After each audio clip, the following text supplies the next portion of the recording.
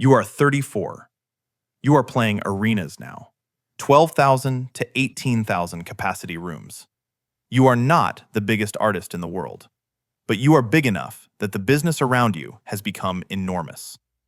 Your tour has 42 trucks. Your production has a stage designer, a lighting designer, a video director, a choreographer, a creative director. You also have a tour manager who makes six figures. His job is to keep the whole thing from collapsing every single day. You walk out on a stage designed to make you look like a god. 15,000 people scream your name. They know every word of every song. They sing lyrics back at you that you wrote in the bedroom when you were 16. Nobody cared whether you lived or died back then. You stand in front of them and sing those same words back. The collision of the two versions of yourself almost knocks you over some nights. You have to remember how to be present. Presence is the job. The moment you stop being present, the audience feels it. The audience is why you are here. You have an entourage now, though you don't call it that. You call it a team. Your assistant, your bodyguard, your publicist, your road manager. Your personal trainer travels with you to keep you conditioned for 2-hour shows. Your vocal coach warms you up every afternoon. He gives you herbal teas. He tells you when you need to shut up for 24 hours to save your voice. The big markets come first. You are an athlete as much as you are an artist.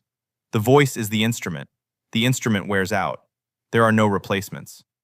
You negotiate your second record deal. It is nothing like the first. This one is a partnership. You own your masters going forward. You have approval over every creative decision. You have a budget that would have sounded fictional to you 10 years ago. You also have more to lose than you have ever had. The first deal, you could walk away from. You had nothing. This deal, walking away would be expensive. Not impossible, expensive. The higher you climb, the more the cage looks like a palace. You remember that phrase from somewhere. You wrote it in a notebook years ago. You underline it in your mind. You start hearing things about yourself that aren't true. Stories circulate in tabloids about affairs you never had. Rumors spread online about your writer being unreasonable. Strangers write long analyses of your body and your face and your choices. You stop reading anything about yourself. Your publicist stops sending you links. She says it will be better for your mental health. She is right. You start meditating. You start therapy. Your therapist signs a non-disclosure agreement before your first session. She costs $600 an hour. She is worth every penny. You learn that the version of you that exists in the public imagination is not the same as you. You have to protect the private one from the public one. Most people never figure that out. The ones who don't figure it out are the ones who don't survive this level. Level 8, the icon. You are 39. You have a catalog now. Not just songs, a catalog. A body of work that plays continuously on radio stations and streaming playlists in every country on Earth. You have won major awards. You have performed at the biggest ceremonies in music. You have stood on a stage and held a trophy. You have thanked your mother and your team and the fans. You have walked off into a night that every major outlet would cover the next morning. You are one of the people now. One of the people who exists in the public consciousness as a figure rather than a person. Your name is shorthand for a certain sound, a certain era, a certain kind of feeling. Young artists cite you as an influence in their own interviews. You watch them accept awards and mention your name. You feel something strange. It is like watching your own reflection in a window from across the street.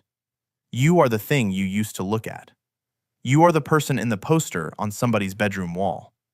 You have real money now. Generational money. The kind of money that requires wealth managers and tax attorneys and estate planners. You have investments in tech companies and real estate and a tequila brand that a friend talked you into. You have a charitable foundation run by a small staff. They answer to a board that you technically chair but rarely attend. You are a business now. The business employs dozens of people whose mortgages depend on your continued relevance. That knowledge sits with you in the quiet moments. The weight of it is not something you can explain to anyone who hasn't felt it. You also have enemies now. You didn't know you had enemies. You find out slowly. Through lawsuits, through leaked emails, through former collaborators who give interviews about what you were supposedly like to work with. You read these things and they don't sound like you. Some of them contain just enough truth that you can't fully deny them. Fame does something to memory. It makes the past negotiable. You have to decide which. Say the Chinese get through the wall. I don't know Chinese, but I'm actually